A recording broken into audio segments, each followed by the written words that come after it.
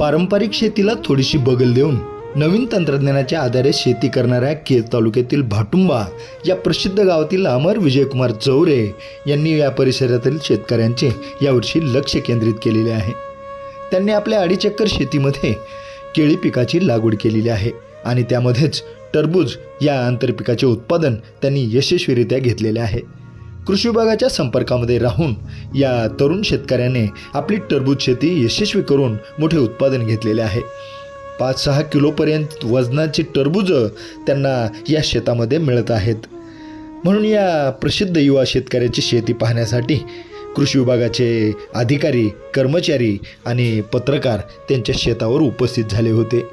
यावेळी खासदार बजरंगप्पा सोनवणे यांचे खंदे समर्थक व केज पंचायत समितीचे माजी सभापती ज्ञानेश्वर चौरे तात्या यांनी या शेतकऱ्याच्या कष्टाची व त्याच्या यशस्वीतेची माहिती उपस्थितांना दिली। तात्यांनाही आधुनिक शेतीची प्रचंड आवड आहे।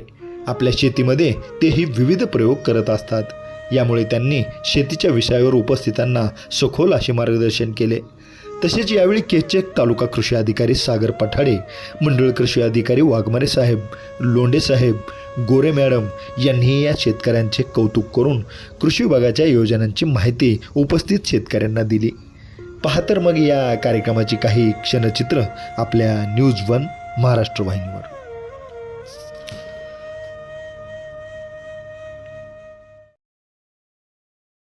स्वतःवर अंगावर ओझं घेऊन काही केलेलं नाही आणि प्लॉट यशस्वी झाला पण मार्केटनं मार्केटला। पण मला शेतकऱ्यांना सहकार्यांना सांगावं वाटतं, मार्केट आपल्या हातात नाही पण पीक आणणं आपल्या हातात आहे।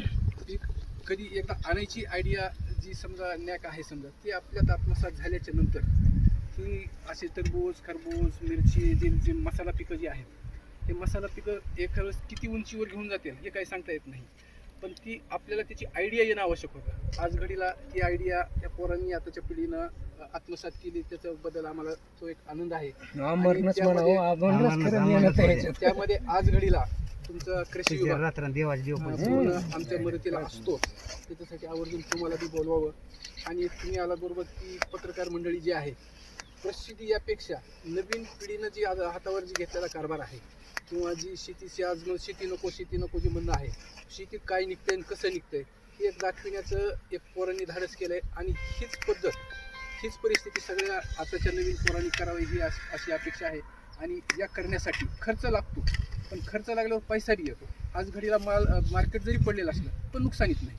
इथं जर दुसरं पीक घेतलं असतं 2-3 महिन्याचं जे काही येणारी कुठं आता ते हे निघालेलं घेवडा वगैरे तरी एवढेच पैसे झाले असते, त्याच्यापेक्षा पुढे झाले नसते। आज कमीत कमी गेलं टाकून दिलं म्हणलं तरी 3 लाखाच्या आत राहत नाही। खर्च 1-1.5 लाख रुपये जरी झाला असला तर 1.5 लाखात दुसरं पीक मला वाटत नाही एवढ्या वेळात दुसरं येईल म्हणून। आणि ह्याच्यामध्ये ती कला जी आत्मसात व्हायची आणि हे आंतरपीक आहे। आज केळी आहे, केळीमध्ये हे टरबूज घेतलेलं आहे आणि MREGS मधून आपल्या कार्यालयाकडूनच त्याची नोंद करून त्याच्यामध्ये आपण मदत केली की पूर्ण कॅल्क्युलेशन केलं तर आज बी नुकसानीत नाही, भाव पडला गेला काही बी झालं म्हणत। पण आजच्या पिढीनं ती जिद्द सोडायची नसती किंवा तिथं हार मानायची नसती आणि त्या पद्धतीने पोरांनी बरोबर असेल तुम्ही आला तिथं आज मार्केट तिथं दैनंदिन विकलं भाग आहे म्हणून ते वाट बघून 3:30 वाजता त्यांना इथून म्हणलं जा आता नसतं ते टरबूज तोडून ठेवलेले होते। आज ती मार्केट कोणच आवश्यक होतं, त्याच्यामुळं ते गेला। पण आम्हाला अपेक्षित होतं तुमच्या सगळ्यांपुढे ह्या नवीन पिढीला तुमच्या पाठीवर हात टाकले थोडंसं आणखी चार्ज होतं। त्यामुळं आज जी तुम्ही आलात तुमच्या गैरहजेरीमध्ये असलं तरी ही सगळी कंपनीत बघितलं ठेवलं आमचं म्हणजे आपोआप चार्ज होतात आलात। पोरांच्या हे सगळ्या आमच्या सहकाऱ्यांच्या ह्याच्यावर तुम्ही वेळ दिलात त्याबद्दल तुमचे सर्वांचे आभार मानतो। आणि अगोदर तुमच्यात एक पोरा पत्रकार मंडळी कोणा साहेब शेवट बोलते त्यामध्ये पत्रकार मंडळी तुमचे प्रतिनिधी म्हणून कोणी व्यक्त करा, गौतम बसते त्यांनी आपलं मत व्यक्त करतील। आदरणीय आपल्या केज तालुक्याचे तालुका कृषी अधिकारी पठाडे साहेब, त्याचबरोबर सन्माननीय आमच्या या केज तालुक्याचे आमचे सर्वांचे मार्गदर्शक, राजकारणातले असतील, समाजकारणातले असतील किंवा पत्रकारितेचे सुद्धा बरंचसं म्हणजे त्यांच्यापासून मार्गदर्शन ऐकायला मिळतं। तालुक्यामध्ये त्यांनी सभापती असताना एक चांगल्या प्रकारचे काम केलेलं आहे आणि हे सर्वांना ज्ञात आहे। त्याचबरोबर सर्व कृषीचे सर्व अधिकारी, त्यामध्ये आदरणीय वाघमारे साहेब असतील, गोरे मॅडम असतील, त्यांचे सर्व सहकारी असतील, सर्व या ठिकाणी शेतकरी, माझे पत्रकार बांधव आदरणीय रामदासजी तपसे, संतोषरावजी गालपाडे, दशरथरावजी चौरे आणि खतीब सर बांधवांनो, आपण या ठिकाणी बघितलं की टरबूजाचा खूप छान प्लॉट केलेला आहे की तरुणाईनं सुद्धा आपण थोडंसं म्हणतो की तरुण शेतीकडे वळत नाही. तरुण एखाद्या इंडस्ट्रियल एरियामध्ये किंवा एखाद्या पुणे मुंबई सारख्या ठिकाणी जाऊन रोजंदारीवर काम करतात. परंतु जर आपण आपली आहे ती आपली पारंपरिक जी शेती आहे त्या शेतीमध्ये जर आपण वेगवेगळे प्रयोग केले, आपण त्याच्यामध्ये सुद्धा मेहनत केली, तर निश्चितच आपण शेती हा सुद्धा एक कारखाना म्हणून, एक इंडस्ट्री म्हणून आपण तुम्ही काम करा, त्याच्यामध्ये नवीन नवीन प्रयोग हे करा, तर निश्चित ती फायद्याची शेती राहते. आज आपण बघतो ढोबळी मिरची असेल, टरबूज, खरबूज किंवा आणखीन आपल्याकडे ती झेंडू वगैरे तालुक्यामध्ये चांगल्या प्रकारचं उत्पन्न निघत आहे. मागच्या 2 वर्षापासून आदरणीय पठाडे साहेब यांनी सांगितलं की MREGS मध्ये केळीची लागवड खूप चांगल्या प्रकारे झालेली आहे. केळी ही तर देशाबाहेर निर्यात व्हायची, अरब कंट्रीमध्ये अनेक ठिकाणी केळी निर्यात व्हायची आणि त्याच्यामुळे एक चांगला भाव मिळायचा, शेतकऱ्याला 2 पैसे त्याच्यामध्ये फायदा व्हायला लागला. आणि म्हणून तुम्ही शेती करीत असताना थोडं नवनवीन तंत्रज्ञान त्याच्यामध्ये हे करा. फक्त म्हणजे त्याच्यामध्ये अगोदर पूर्ण मार्केटची माहिती आहे, अगोदर आपण जी काय लागवड करायची असेल त्याच्यामध्ये अगोदर फक्त मार्केटची कुठल्या प्रकारची कुठं लागवड केलेली आहे आणि ते येणारे किती दिवसानंतर याचा जर थोडासा अभ्यास केला, माहिती घेतली वेगवेगळ्या, मग वाचनातून असेल, टीव्हीच्या माध्यमातून असेल, आता तर आपल्याकडे सगळ्याकडे मोबाईल आहेत, त्या मोबाईलच्या माध्यमातून सुद्धा माहिती घ्या.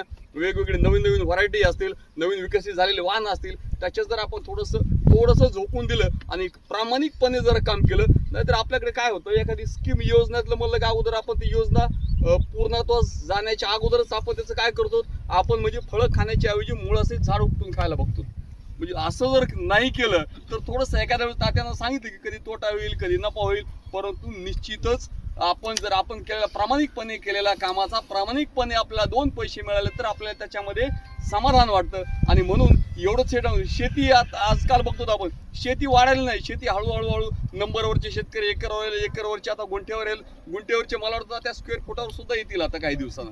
आपण कोकणामध्ये गेलं तर त्या गुंठ्यावर बिघा वगैरे असं ते छोट्या अशा पट्ट्या राहिल्या आहेत. परंतु आणखीन सुदैवानं आपल्याकडे चांगल्या प्रकारची एकरात बोलण्यासारखी शेती आहे, आणखीन आपल्याकडे प्लॉटवर किंवा गुंठेवर आलेली आणखीन नाही.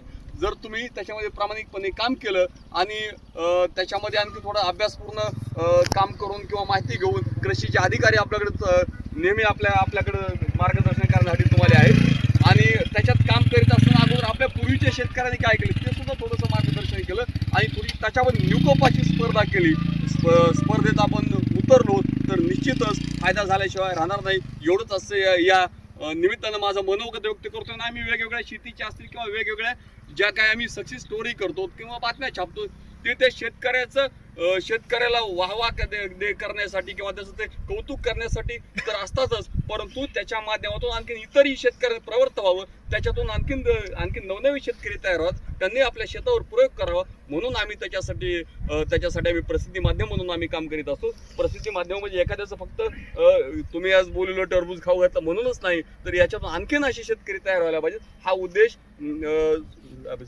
सर्वांनी बाळगायला पाहिजे. आता आमच्या गावामध्ये येतात आतिक आमचा अगोदर मिरची, टरबूज, खरबूज, टोमॅटो करायचा, पण त्यांनी साळेगावमध्ये जवळजवळ 10 ते 20 तरुण शेतकरी तयार केले आणि आज ते चांगल्या प्रकारचं उत्पादन काढतात. तसंच तुम्ही स्वतः आलेला अनुभव इतरांना सांगा. आज आपल्याकडे काही हेक्टर टरबूज असेल, याच्यानंतर आणखी आपल्या शेजारीचं सुद्धा व्हायला पाहिजे, म्हणजे वाहतुकीला वगैरे मार्केटिंगला चांगलं त्याच्यामध्ये फायदा होतो आणि निश्चित शेती ही फायद्याची होतो. आजच्या प्रसंगी एवढंच मी माझे 2 शब्द व्यक्त करतो आणि थांबतो. जय हिंद, जय भारत. बरं मॅडम,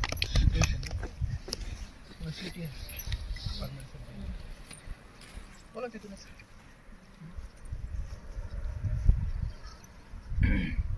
आदरणीय तात्या, सर्व पत्रकार बांधव, माननीय पठाडे साहेब,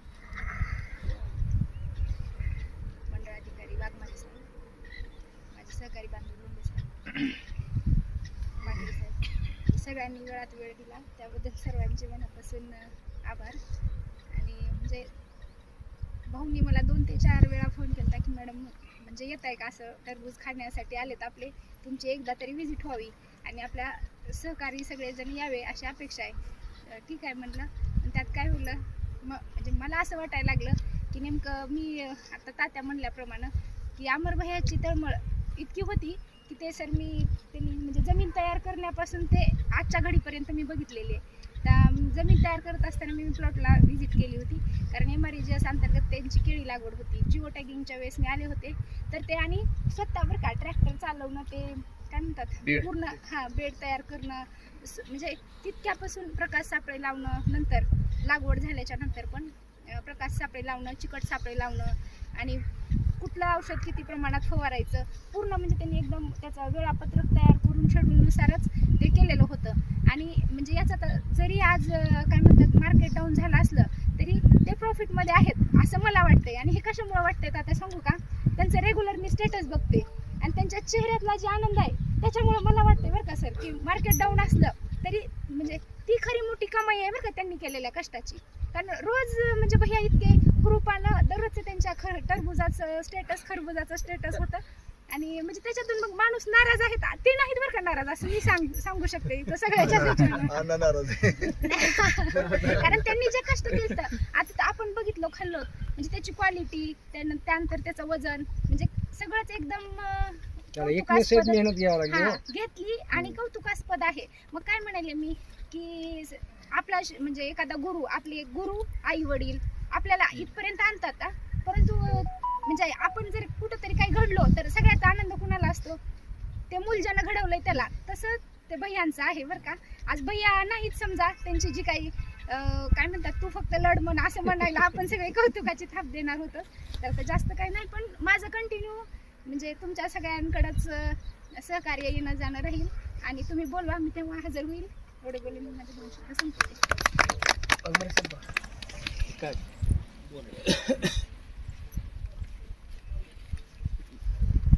पाटुंबा येथील सर्व सन्माननीय शेतकरी, आमचे पत्रकार बंधू, तालुका कृषी अधिकारी श्री पटाडे साहेब आणि कृषी विभागाचे आमचे कर्मचारी, इथं थोडंसं ह्या परिसरामध्ये येण्याची ही दुसरी वेळ आहे. एक शेतकरी होते तुमच्या इथले, त्याचं मोरे काका. मोरे साहेब. तर त्या शेतकऱ्यांना म्हणजे त्यांना पेरणीसाठी बैल नव्हते आणि म्हणजे ते असं पहिल्यांदाच आम्हाला ज्यावेळेस कळलं त्यावेळेस आम्ही त्यांना इथे भेटलो होतो. आणि जेवढी मदत होईल आता आमचे मिरगणी साहेब ते आमचे मित्रच आहेत तर आमच्या ज्यांना जेवढी मदत होईल त्यांना त्यावेळेस केली होती. आणि आता ही दुसरी बाजू दिसायला लागली की बाबा हे टरबूज वगैरे थोडंसं आहे. ठीक आहे, आपल्या इथं जवळ म्हणजे तळ्याचं काय मला वाटतं अर्ध्या गावाला पाणी पण येते, ऊस वगैरे आहे. पण टरबूज असेल किंवा भाजीपाल्यामध्ये आपल्याकडे शेतकरी काय अजून एवढे शिरलेले नव्हते. तर ही प्रेरणा घेऊन यापुढे आता बरेच शेतकरी नवीन शेतीकडे वळतील.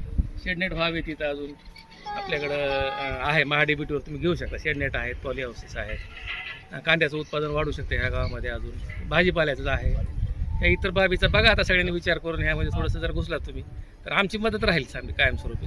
सर फक्त नारळाच्या झाडाचं फक्त क्वालिटी आम्हाला सांगा. नारळाची त्याच्यामध्ये आहेत ना व्हरायटी, ग्रीन डॉर्फ आणि येलो डॉर्फ नावाची एक चांगल्या व्हरायटी आहेत नारळ. क्वालिटी पाहिजे. हो तेच ते तुम्हाला ते कोकण कृषी विद्यापीठामध्ये सुद्धा मिळून जातील त्या व्हरायटीज. ते वाहन तुम्ही आणले तर ते चांगले आहेत. ते विद्यापीठातूनच आणा, तिथे चांगली व्हरायटी आहे. एकतर त्याची उंची कमी आहे, बुडापासूनच त्याला नारळ लागेल. चांगल्या व्हरायटी बाहेरून घेऊ नका, कुठल्या व्यापाऱ्याकडून वगैरे घेऊ नका, विद्यापीठातून घ्या. तर ह्या सर्व शेतकऱ्यांनी पाटुंबीची अशी प्रेरणा घ्यावी आणि कुठंतरी आपल्या केसचं नाव पुढं करावं एवढी अशी अपेक्षा व्यक्त करतो आणि माझे 2 शब्द संपतो. आज या ठिकाणी पाटुंबा गावामध्ये आपल्या केज पंचायत समितीचे माजी सभापती चौरे तात्या, त्याचबरोबर आमचे कृषी विभागाचे सर्व अधिकारी कर्मचारी आणि सर्व पत्रकार बांधव या ठिकाणी जमलेले आहेत. गालफडे साहेब, रामदास तपसे साहेब, त्यानंतर खतीब साहेब, आमचे गावकरी, त्यानंतर संतोष गालफडे तर आहेत आणि बचोटे साहेब आणि सर्व शेतकरी बांधव. चांगला प्रयोग त्यांनी केलाय बरं का त्याच्यामध्ये. आता आपण जर पाहिलं तर पण अजून पण चांगली संधी आहे अजून त्याच्यामध्ये आपल्याला अजून सुधारणा करण्याची. आता जर पाहिलं तर आपल्याकडे 3-4 गावं चांगल्या पद्धतीने भाजीपाला पिकामध्ये वगैरे काम करतात. पिंपळगाव आहे, त्यानंतर डाकेफळचे लोक चांगला भाजीपाला करतात. आरणगावमध्ये काही प्रमाणात केला जातो. तर कसं आहे, पाण्याच्या उपलब्धतेनुसार आपल्याला पिकांची निवड करावी लागणार आहे. परिस्थिती कशी आहे तुझी, तर मग जर संधी असेल तर बाकी सर्व तरुणांनी पण पुढे यायला पाहिजे. आता तुम्ही जर बघितलं पिंपळगावमध्ये वगैरे देखील तरुणच मुलं आहेत आपल्या वयाचे सगळे, तेच मुलं चांगल्या प्रकारे ढोबळी मिरचीचं दरवर्षी त्यांचं तिथले सरपंच एकच आहेत, एकदम सरपंच पण तरुणच आहेत गायकवाड म्हणून. तर ते पण सांगितलं त्यांनी पहिल्या वर्षीच काहीतरी 40-50 लाखाचं उत्पन्न झालं मला 3-4 एकर ढोबळी, आणि ते सगळं सारं गावच ढोबळी मिरची करते. तर अशा पद्धतीने आपल्याला काही प्रयोग करता आले तर ठीक आहे. आता मार्केट पडलं ती काही कोणाच्या हातातली गोष्ट नाही. ते समजा ते युद्ध वगैरे अचानक सुरू झाल्यामुळे समजा मार्केट डाऊन झालं, पण जर समजा तशी परिस्थिती उद्भवली नसती तर ह्याचे सुद्धा चांगले पैसे झाले असते, कारण क्वालिटी खूप उत्तम आणली त्यांनी. आणि दुसरा भाग जर बघितला तर सुरुवातीच्या पहिल्या टप्प्यात रेट पण चांगले होते. सुरुवातीला टरबुजाला खूप चांगलं मार्केट होतं, तर पैसे झाले असेल. तर अशा प्रकारचे काही नवीन प्रयोग आपल्याला करता येतील भाजीपाला पिकामध्ये इथल्या परिस्थितीनुसार जे आहे ते. फळ पिकामध्ये देखील आपल्याला काही काम करता येऊ शकतं. आंबा वगैरे पीक आपल्याला घेता येतील, किंवा जर आता जमीन तुमची सुरुवातीला 3-4 फूट चांगली काळी जमीन दिसते, किंवा आपण याच्यामध्ये आता केळीचा प्रयोग केलाय तर हे अजून पण करू शकतो आपण. आता मागच्या 2 वर्षापासून हे केळी पीक जे आहे ते रोजगार हमी योजनेत आलंय, तेव्हापासून आपण बऱ्यापैकी केळी पीक केस तालुक्यात केले. जवळजवळ आपण 100-125 हेक्टर पर्यंत केळी झाली आपल्याकडे, आणि आपली इराणला वगैरे पण एक्सपोर्ट झाली तिकडल्या देशात, अरब देशामध्ये. आता शेजारीत उंदरी गाव आहे पलीकडे, ते पहिल्यापासूनच अग्रेसर आहे भाजीपाला असेल किंवा फळ पिकामध्ये त्यांनी चांगलं काम केलं. तर तिथं आपण 30-40 हेक्टर केळी लागवड केली. पुन्हा इकडं इसुपोडगाव असेल, सादोळा असेल, की पाण्याचा बेल्ट आहे, सोनेसांगवी आहे, या गावामध्ये चांगल्या प्रकारे केळी झाली. तर हे अशा पद्धतीने केळीमध्येच देखील आपला तुमचा खर्च निघतोय. रोजगार हमीतून त्याला बऱ्यापैकी अनुदान आहे, 2-3 लाखापर्यंत सबसिडी आहे त्याला. त्याच्यामध्ये तुमचं मजुरीचा खर्च आणि इतर खर्च भागू शकतो. तर केळीचा देखील प्रयोग शेतकऱ्यांनी करायला पाहिजे तरुणांनी पुढे येऊन. आणि असे हे जे कमी कालावधीची पिकं आहेत, आता टरबूज वगैरे आहे, खरबूज आहे, हे कमी कालावधीचे पिकं आहेत. तुम्ही उन्हाळ्यामध्ये वगैरे करून, आणि एखाद्या वेळेस समजा जरी अपयश आलं मार्केटच्या बाबतीमध्ये तरी पण एखाद्या वेळेस चांगला भाव पण सापडतो. एक पिरियड असतो, त्याच्यामुळे चांगल्या संधी आहेत. त्याचबरोबर कृषी विभाग आमचा नेहमी तुमच्या बरोबर असतो. आमच्या मॅडम असतील, गोरे मॅडम असतील, किंवा वाघमारे साहेब मंडळ कृषी अधिकारी आहेत. आम्ही पण नेहमीच तुम्ही जर आले तर हे करत राहू, तुम्हाला मदत करत राहू. फक्त एक आहे की त्याचबरोबर तुम्ही कृषी विभागाच्या काही योजना आहेत, सर्व बाबतीमध्ये कृषी विभागाची योजना आहेत. प्रत्येक गोष्टीसाठी तुम्हाला स्कीम आहे. तुम्हाला फळबाग लागवडीसाठी, विविध पिकासाठी आपल्याकडून सबसिडी दिली जाते. त्याचबरोबर तुम्हाला शेततलाव जे आहे खोदकामासाठी किंवा अस्तरीकरण, कागद टाकण्यासाठी अनुदान आहे. सर्व प्रकारची यंत्र अवजारासाठी देखील, ट्रॅक्टर असेल, इतर अवजारांसाठी सबसिडी आहे. त्यानंतर तुम्हाला ड्रीप करायचं असेल तर ड्रीपला देखील 90% सबसिडी आहे. ड्रीप, स्प्रिंकलर असेल त्यासाठी सबसिडी आहे. इतर तुम्हाला शेडनेट, पॉलीहाऊस, शेडनेटमध्ये देखील काही पीक किंवा पॉलीहाऊसमध्ये फुलपिकं वगैरे काही लोक घेतात, जरबेरा वगैरे अशा प्रकारचं जर असेल तर त्याला बी चांगलं सबसिडी आहे. तुमचं बऱ्यापैकी खर्च त्याच्यामध्ये शेडनेट, पॉलीहाऊस आता आपल्याकडे झालेत. आता इथं डाकेफळमध्ये आता 2 शेडनेटचे कामं पूर्ण झालेत, तर ते पण तुम्हाला महाडीबीटीतून घेता येतील.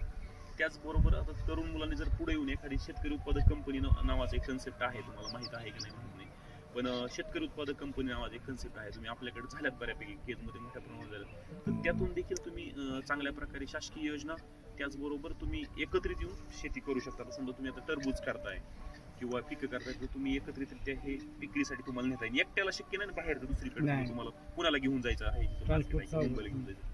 तसंच काही तरुणांनी पुढे येऊन जर तशा प्रकारचा काही प्रयोग केला कंपनीच्या माध्यमातून तर ते बी करता येईल. त्याच्याबरोबर तुम्हाला चांगल्या प्रकारच्या ज्या मोठ्या स्कीम आहेत, किंवा वेअर हाऊस घ्यायचं आहे, गोडाऊन घ्यायचं आहे, गोदाम करायचं आहे, किंवा इतर प्रक्रिया उद्योग करायचा असेल तर त्यासाठी देखील कंपनीच्या माध्यमातून तुम्हाला काही प्रयोग करता येतील.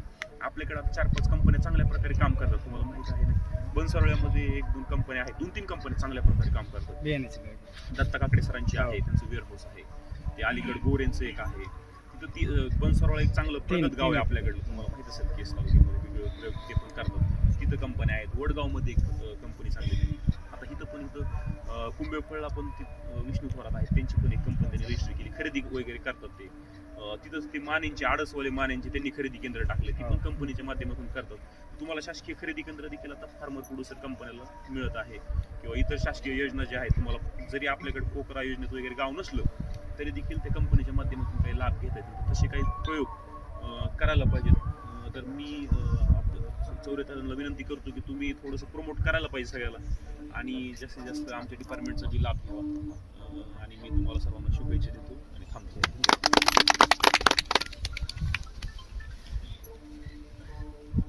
आपण आलात त्याबद्दल सर्वांचे आभार.